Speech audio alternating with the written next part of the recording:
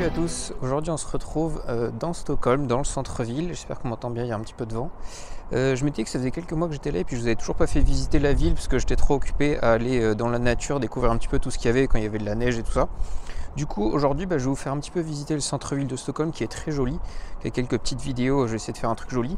Et puis après surtout en fait je vais vous expliquer comment je réfléchis quand je cherche un endroit pour peindre en plein air. Parce que j'ai déjà visité le centre-ville mais jamais avec l'intention de faire une peinture. Et du coup là, voilà, je vais vous expliquer un petit peu au fur et à mesure ma réflexion. Et puis du coup quand j'aurai trouvé un bon endroit on pourra faire une peinture ensemble.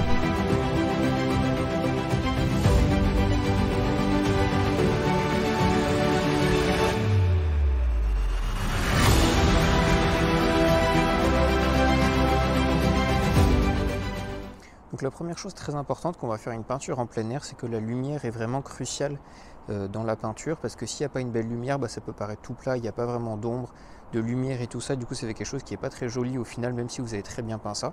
Et du coup il faut vraiment faire attention à avoir la meilleure lumière possible pour votre peinture.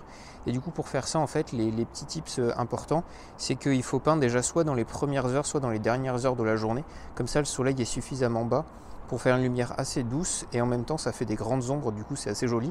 Mais après il faut bien différencier ça, c'est-à-dire qu'en campagne du coup il vaut mieux aller le plus tard possible.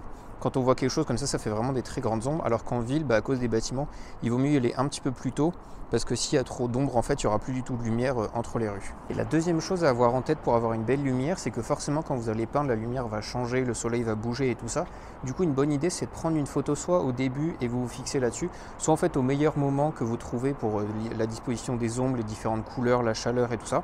Et puis après, comme ça, dans une deuxième couche, vous pourrez vous référer à cette photo pour corriger les angles des ombres, qui soient tous bien cohérents, parce que forcément comme vous allez les faire au fur et à mesure, peut-être que ça va un petit peu bouger au cours de la peinture, et du coup il faut avoir une référence à un moment pour pouvoir corriger dans un second temps, ou bien à la fin de la peinture vous faites les ombres, enfin voilà. Il faut trouver une petite méthode, mais quelque chose qui vous permet d'avoir quelque chose de cohérent par rapport à la lumière qui change pendant que vous peignez.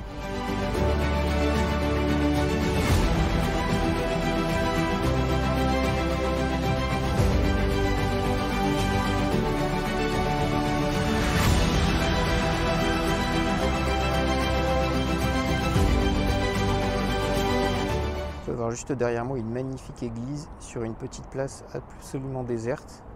C'est très cool pour se balader. Ça c'est pratique qu'il n'y ait pas beaucoup de gens ici, et puis comme c'est pas encore l'été du tout, il n'y a pas beaucoup de touristes et du coup c'est plutôt sympa. Une autre chose importante à faire attention quand vous choisissez votre endroit à peindre, c'est de faire en sorte qu'il y ait plusieurs plans dans votre peinture. Par exemple juste derrière moi là vous pouvez voir que on pourrait faire une bonne peinture avec le paysage qui est au fond là, l'arcade au premier plan, et puis après la grille qui est au premier plan encore plus devant. Et de la même façon de ce côté-là avec l'église, on pourrait faire un premier plan avec l'église et puis tous les petits clochers. Je vais faire le focus au bon endroit. Voilà, juste ici. Et puis après, derrière, là, il y a d'autres maisons, il y aurait la route au milieu. Enfin voilà, il faut prévoir plusieurs plans parce que si vous faites quelque chose qui est trop linéaire avec juste une colline, une maison ou quelque chose comme ça, en fait, ça va manquer de profondeur et ce sera moins intéressant d'un point de vue de la perspective.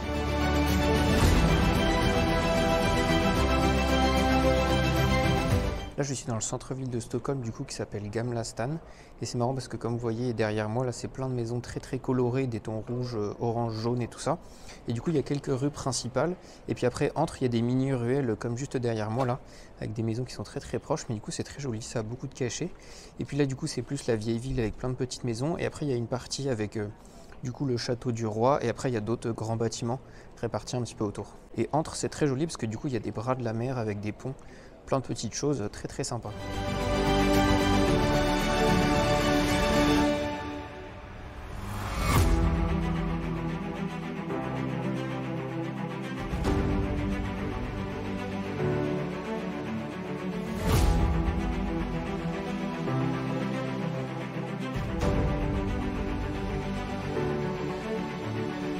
Et voilà, donc là c'est le palais royal juste derrière moi. Je vais vous mettre des petites photos, ce sera mieux qu'en vidéo. Il est très joli, c'est marrant parce que c'est réparti en plusieurs bâtiments, et puis je sais pas très bien où le roi et sa famille vivent, mais bon, ça doit être dans le coin, pas très loin. Ça fait vraiment style européen comme château, on se croirait un petit peu à Versailles avec plein de sculptures partout, des grosses pierres et tout ça. En même temps c'est normal parce que c'est un petit peu la même famille royale, du coup c'est drôle par rapport à la France. Mais après le château est marrant parce qu'il est vraiment incrusté dans la ville, c'est pas pour le coup comme Versailles qui est complètement dans la campagne.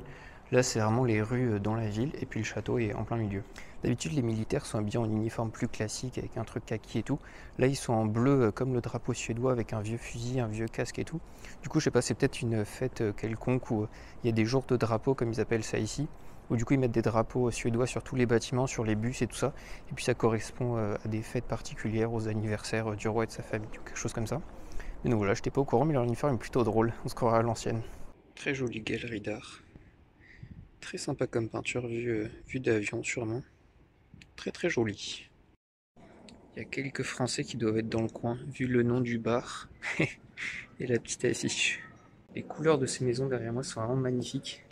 Ça fera un très très bel endroit. Et puis là, comme je vous le disais tout à l'heure, en fait, du coup, il y a un premier plan avec les maisons sur le côté qui vont être plutôt foncées, un arrière-plan coloré avec de la lumière.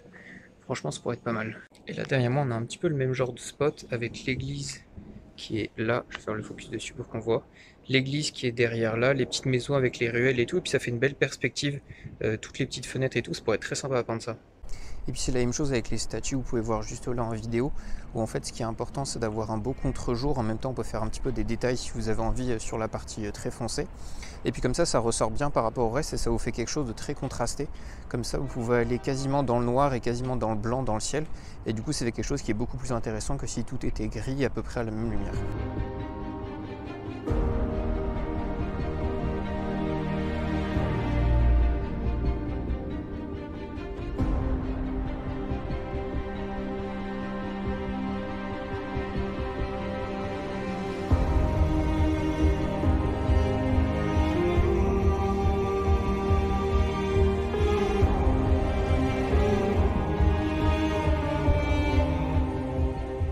Donc voilà, je pense que je vais me mettre ici pour peindre avec l'église derrière, les petites maisons, la perspective et tout ça, parce que c'est vraiment très sympa. Et puis l'avantage c'est qu'on est dans les petites ruelles du centre, du coup il n'y a pas de voiture et des travaux à côté et tout.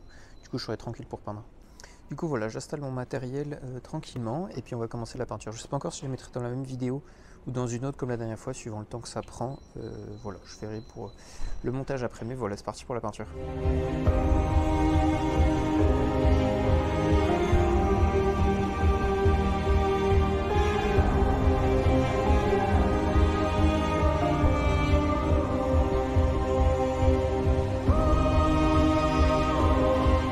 Cette peinture en plein air, donc c'était super sympa.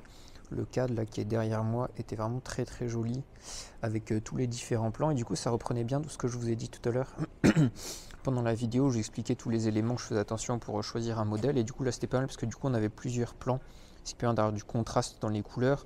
On avait des couleurs très opposées entre le jaune des maisons et puis le bleu du ciel, le vert du toit de l'église et tout ça. Donc ça c'était intéressant ici de ce point de vue là. Et puis après voilà, il y avait plusieurs éléments, c'était plutôt cool à peindre. En tout cas voilà, moi je me suis bien amusé à faire cette vidéo, vous donner plein de petits conseils en baladant dans Stockholm. J'espère que ça vous a plu, que la ville vous plaît, puis que vous avez appris des choses aussi du point de vue peinture.